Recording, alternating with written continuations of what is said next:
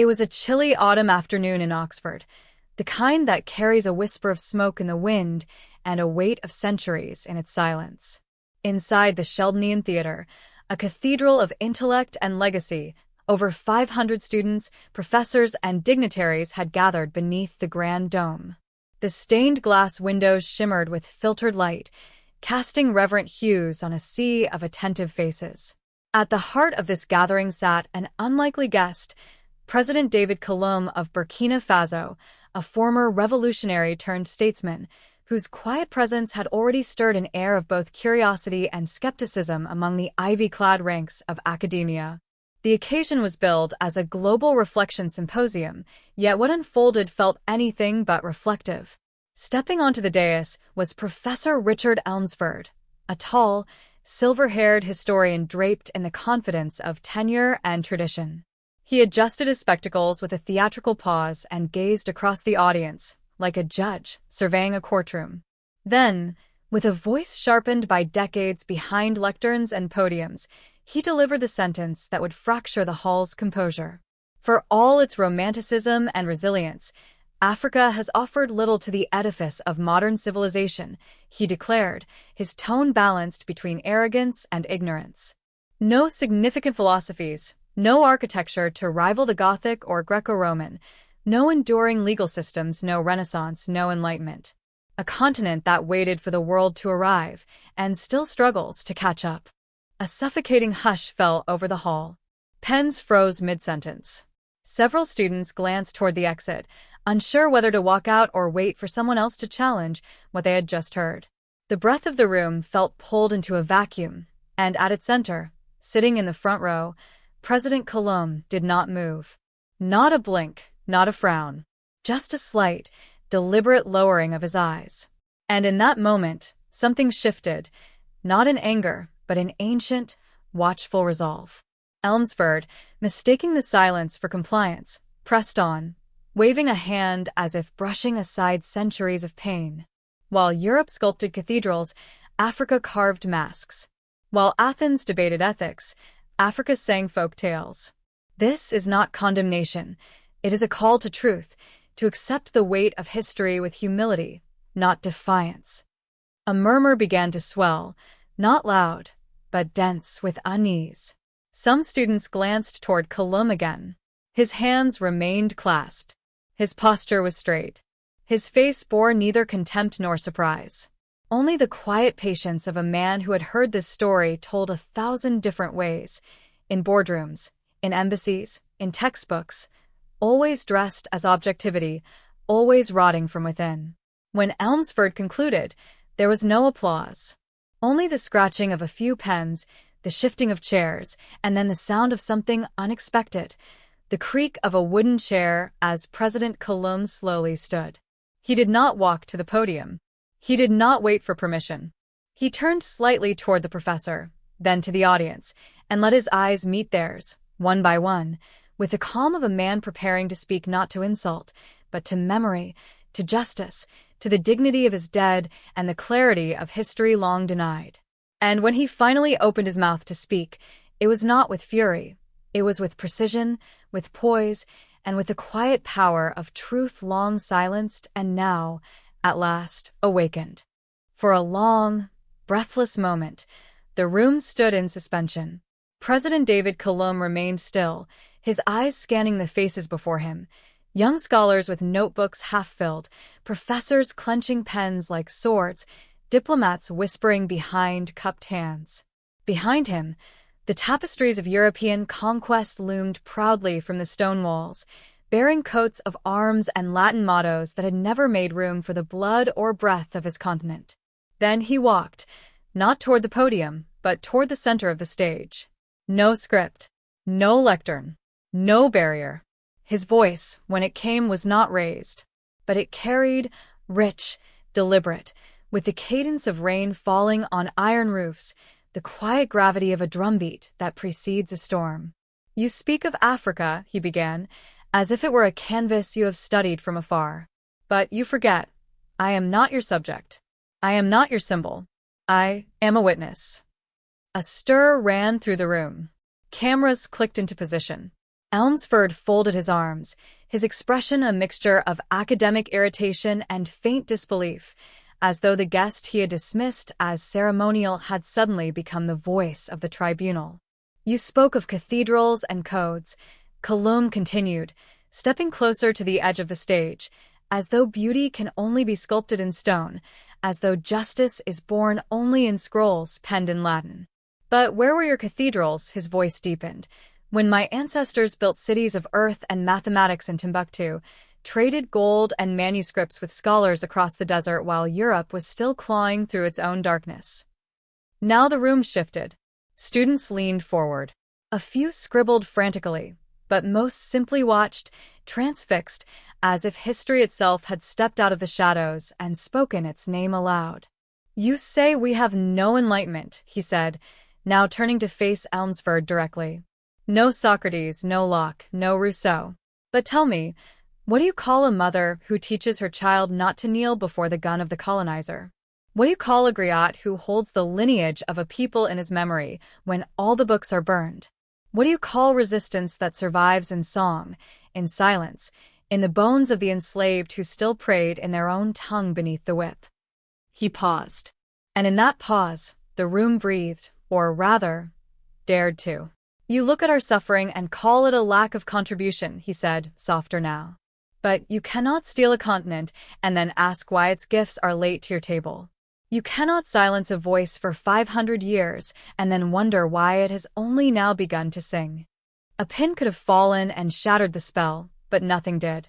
Even the air seemed to hesitate, as if it, too, were listening.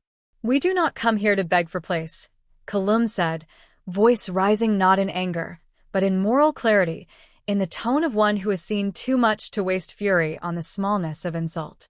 "We come as equals, not because you allowed it but because history demands it, and because the future, your future, will be shaped not only by the monuments you revere, but by the truths you are still afraid to admit." Silence. A silence heavier than outrage, thicker than applause. A silence born from the quiet earthquake of conscience being forced to wake. Colum stepped back, not in retreat, but in closure. He did not wait for applause. He simply returned to his seat. And in the stunned quiet that followed, even Elmsford seemed smaller. Not humiliated, but rendered human at last, faced with a truth too large to dismiss with footnotes or polished citations. In the gallery above, one student wiped a tear from her cheek. Another closed his notebook slowly, as if understanding now that the real lecture had just begun. Outside, the sky had darkened. But inside that hall, for the first time, light had entered through a different window, one opened not by tradition, but by truth spoken without permission. The silence that followed President Colum's speech did not linger. It rippled. Not outward, not immediately, but inward. Into people. Into minds long conditioned to filter truth through familiar hierarchies. The kind of silence that doesn't mark an end, but an ignition. It began in whispers, hesitant at first, like a spark that doesn't yet know it is fire. A few students, mostly international, gathered later that night beneath the old oak in Whitmore Courtyard, the place where protests had once been staged for apartheid divestment, though most now passed by without noticing the faded plaque. They weren't organizing yet. They were just talking. Not about Elmsford's doctrine, but about their own reflection, what had been missing from it. The stories they'd been too cautious to tell in seminar rooms, the pain they'd learned to intellectualize to fit the academic mold. Colum had cracked something open. Within 3 days, a quiet countercurrent had grown into a visible resistance. Posters appeared across campus, not violent, not vulgar, but jarringly clear. One read, "History is not a mirror for your pride. It's a map for our survival." Another, "If a continent bleeds for centuries, do you call it silent or silenced?" The official university press released a transcript of the event, reluctantly, but the students had already uploaded their own, complete with video footage edited not with dramatics, but with dignity. The scene where Colum locked eyes with Elmsford became a viral moment, not because of confrontation, but because of the unbearable clarity in his words. Elmsford, for his part, retreated behind op-eds and veiled statements. He insisted on the purity of academic debate. He spoke of context, of misinterpretation, of the need to uphold rigor. But his words felt airless, abstract, like paper trying to smother flame. The students, not just African, not just Black, began to respond, not with insults, but with history. A graduate researcher from South Africa published a searing exposé on the overlooked African polymaths of the 13th century. A Nigerian doctoral student held a campus-wide forum on colonial epistemicide, the deliberate erasure of knowledge systems through empire. A Chilean-Japanese activist joined, drawing parallels to how indigenous memory had been erased by the same imperial logic. What had once been fragmented grievance now began to cohere, not just as protest, but as scholarship. The faculty split in uncomfortable lines. Some, old guard and unshaken, dismissed the movement as a mode of overreach. Others, particularly younger academics of color, began holding unofficial seminars titled The Unwritten Archives, classes packed beyond capacity, held in cafes, stairwells, and once, in the middle of the quad, where Kalum himself had been quietly watching from the edge. He never spoke again on campus. He didn't need to. The echo was louder than the voice. The most unexpected shift, however, came from within the Institute's own archives. A timid assistant archivist named Francis Lowry, moved by the speech, unearthed letters and correspondences from British explorers that quietly admitted to burning ancient manuscripts in West Africa, out of fear, envy, or simple ignorance. For years those documents had been mislabeled under cultural encounters. Francis reclassified them under suppressed testimonies, uploaded them to the open database, and in a quiet act of rebellion, removed the Latin inscription that had hung above the entrance, Sapientia et Veritas, wisdom and truth. She left the space blank. For the first time in years, students entered the archive not just to study the past, but to reclaim it. In less than a month, the institute that once crowned itself the gatekeeper of global history found its gates quietly opened from within, not stormed, not burned, but reimagined. Kalum had not rewritten history. He had reminded the world that history, too, has a pulse, and it beats loudest in the places we've been trained not to listen. And still, no statues fell. No fires were set. But something far more radical occurred. Perspective shifted. And once a mind truly shifts, it does not go back. It may doubt. It may resist. But it does not forget. The age of quiet erasure was ending, not with slogans, but with truth that refused to remain buried beneath footnotes. It happened not in thunder, but in a stillness that unnerved the air. As President Kalum stepped back from the center of the stage, the room remained frozen, not out of confusion, but out of something deeper, something harder to name, a kind of spiritual vertigo. For those gathered in the grand hall, carved from marble and confidence, lined with centuries of tradition and polished erudition, this was not just a speech. It was a fault line opening beneath their very feet.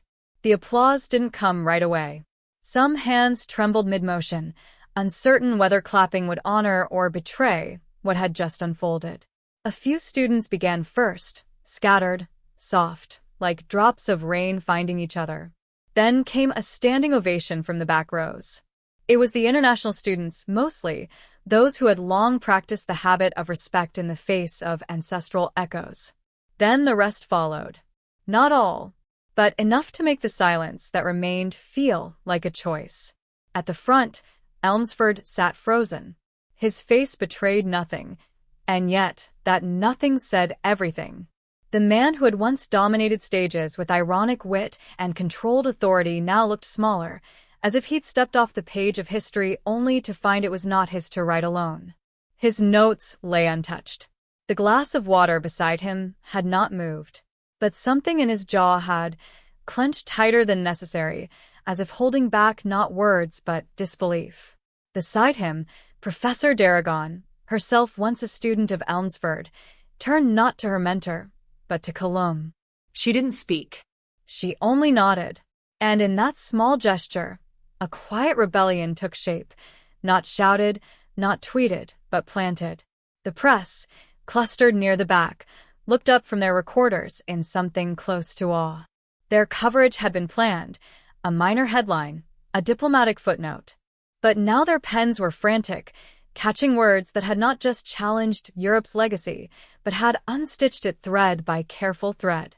A journalist from Le Monde whispered to his photographer, "Did you feel that? That wasn't rhetoric. That was rupture." And in the gallery above, the donors, dressed in tailored suits, pearl necklaces, medals from past endowments, were whispering to each other in confusion and mild alarm. Some wore tight smiles, the kind used to contain unease at weddings that don't go as planned. One of them, Lord Halberton, a longtime sponsor of the Institute's Imperial History Wing, turned to his wife and said, "He made us feel like trespassers in our own house." She didn't respond. Her eyes were on Colombes. But the real earthquake came in the aftermath, not in sound, but in sight. A student, a first year, black, quiet, stood up from her seat. Then another, and another, not out of protest, but out of recognition. It was as if Colombes' voice had pulled something ancestral from them, something unspoken that no curriculum had ever acknowledged. They were not applauding anymore. They were rising. And Colombes? He simply stood there, not to bask, but to bear witness. His gaze was not triumphant. It was steady, a man who had seen revolutions fail and lies endure, who understood that truth alone does not shift the world, but truth remembered might. Then someone cried, softly. A young white student near the front, cheeks wet, hands clutched to her chest. She had written essays on post-colonial theory. She had quoted Fanon and Achebe, but never had those names stood before her with such embodied gravity. She wasn't weeping out of guilt. It was something closer to recognition, that everything she'd learned had occurred in a vacuum. And now, the walls were cracking. A power outage would have made less impact. The director of the event approached Colombes after the final bow, voice hushed and formal, attempting to usher him into the reception hall where cameras awaited. But Colombes declined. He asked for nothing. No toast. No handshake photo. No Q&A.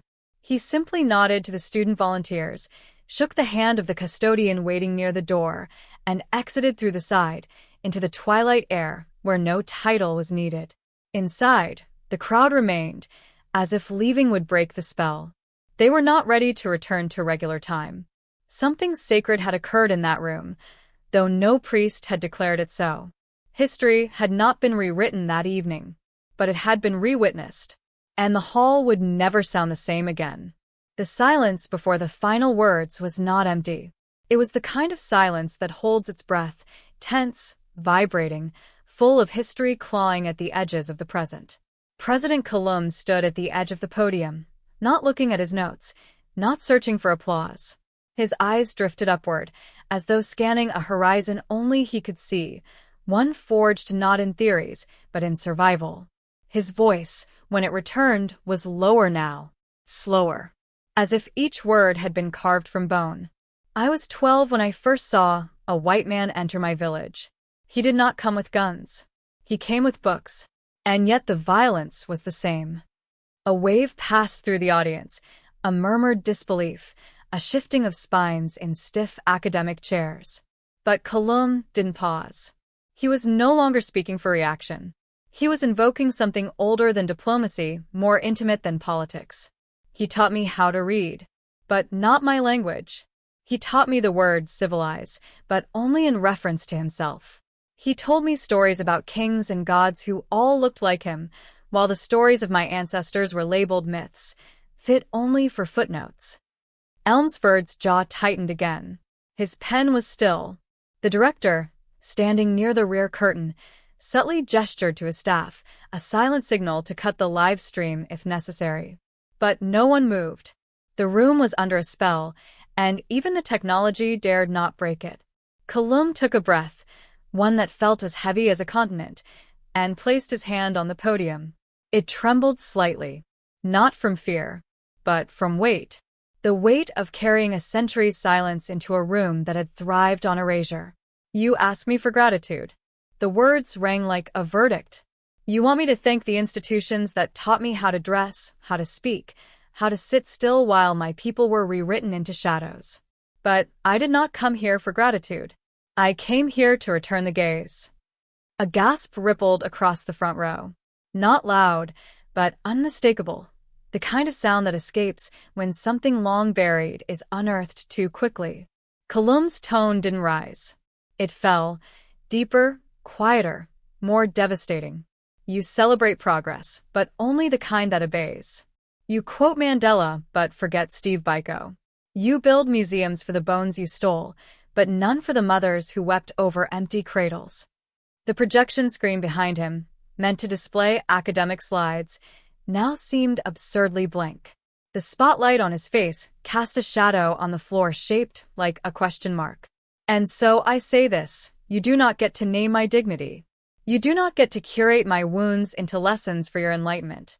My pain is not your pedagogy. By now, even the reporters had stopped typing. One lowered her phone, another wiped his glasses, unsure whether the blur was from the lens or his eyes. Kalum stepped back, eyes sweeping the hall one last time. They were no longer just watching him. They were witnessing themselves. Then came the line. A final sentence. A blade wrapped in silk. Your empire may have taught me how to speak, but it will never again teach me how to be silent. And with that, he walked away. No curtain call. No farewell wave. No invitation to dialogue. Just footsteps fading into a future none of them had prepared for. Not in their readings, not in their strategies, not even in their fears. The hall stood stunned. Some clapped. Others cried. A few left, visibly shaken, as though their own history had finally spoken back. Later that night, the video would go viral.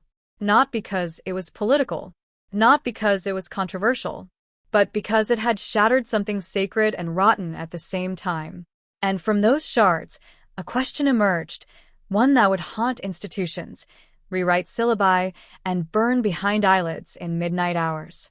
What if the empire was never a gift, but a theft so well-dressed, we called it education? Kalum didn't need to stay for the aftermath. He had already detonated the myth, and he had done it with truth. Outside the great hall, the air was thin and strangely quiet. The usual rustle of post-conference chatter, name tags, polite handshakes, idle praise, was absent. In its place, a haunted stillness. Students lingered by the pillars as if unsure whether they had just witnessed a speech or an earthquake. Professors whispered not about theory but about tone. Administrators clutched their schedules, already sensing that tomorrow's agenda would be obliterated.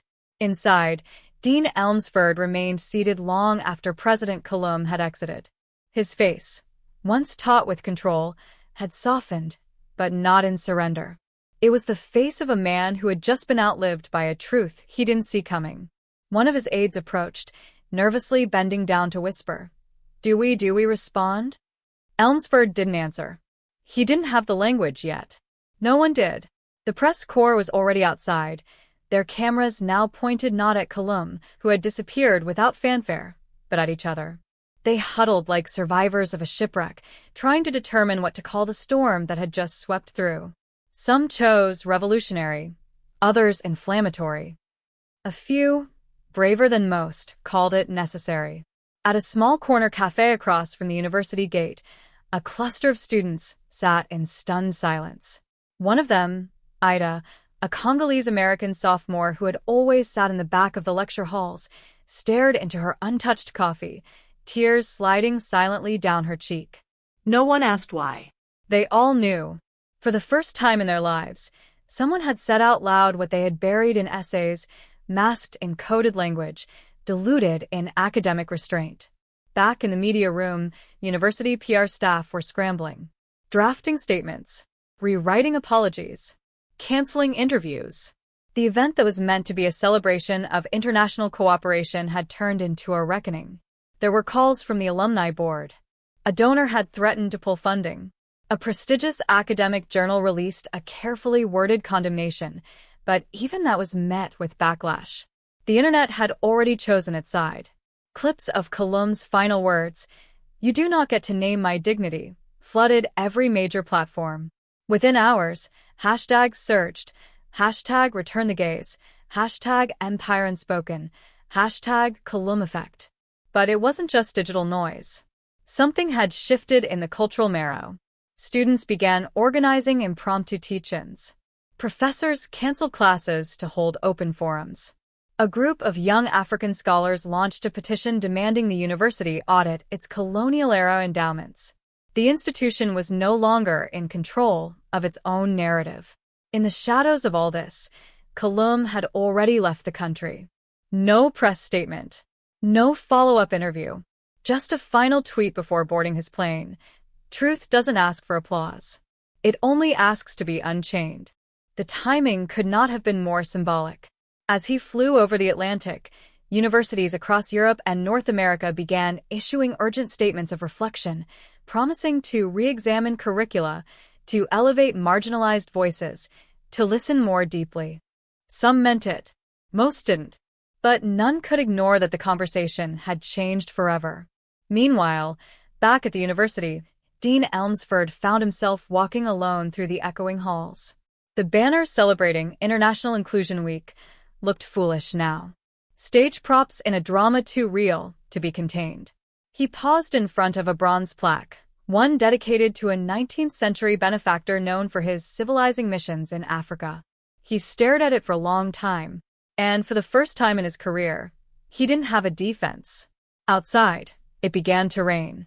Not a storm, a slow, steady drizzle, like the sky was grieving, too.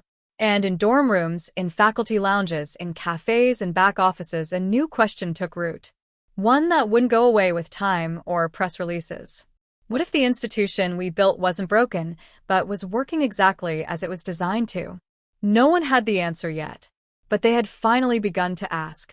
And that, in itself, was a consequence more powerful than applause. More dangerous than protest. More enduring than denial. A reckoning, soft, steady, and unstoppable, had begun. Years had passed, but the echo had not died. Some called it a moment, others an awakening. For those who had been in the room that day, now scattered across continents, graying at the temples or rising in new positions of power, it had become something more sacred, a fracture in time where truth, naked and unafraid, had stood still long enough for them to look it in the eye. The university hall had long been renovated. Sleeker, colder. The banners now bore buzzwords like global equity and transcultural dialogues. New portraits lined the marble corridor, diverse faces, carefully chosen, perfectly staged. But in the far left corner, behind a less traveled staircase, one brass plaque remained untouched. Lecture Room B, Colum Address, 2025. No one ever mentioned it in official tours. It had become a ghost in the architecture.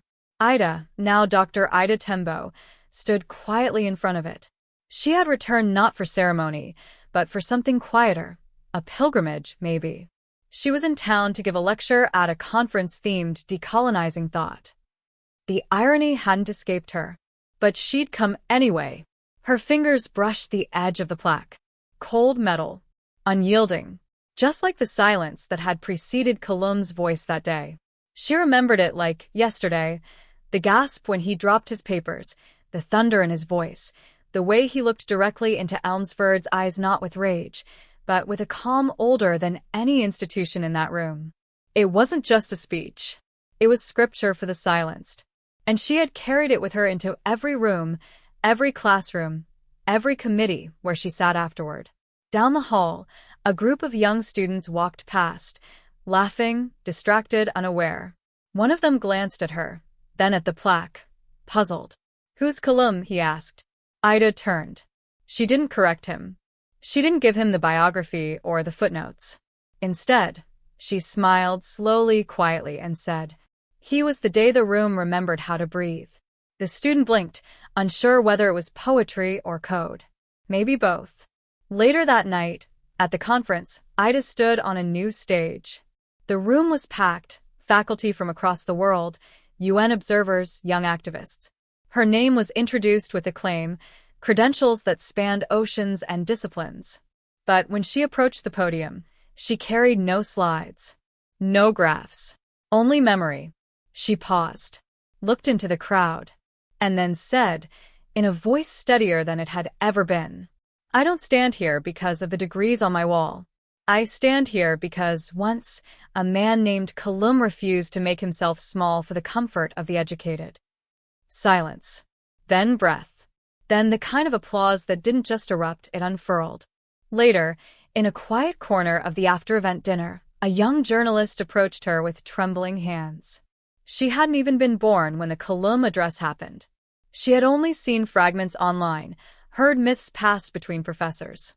But something in Aida's voice had stirred her.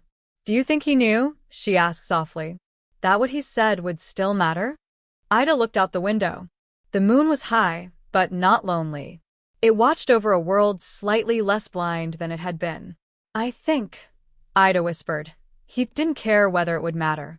He just knew it had to be said." Across the ocean, somewhere in the Congolese highlands, a modest grave bore no titles.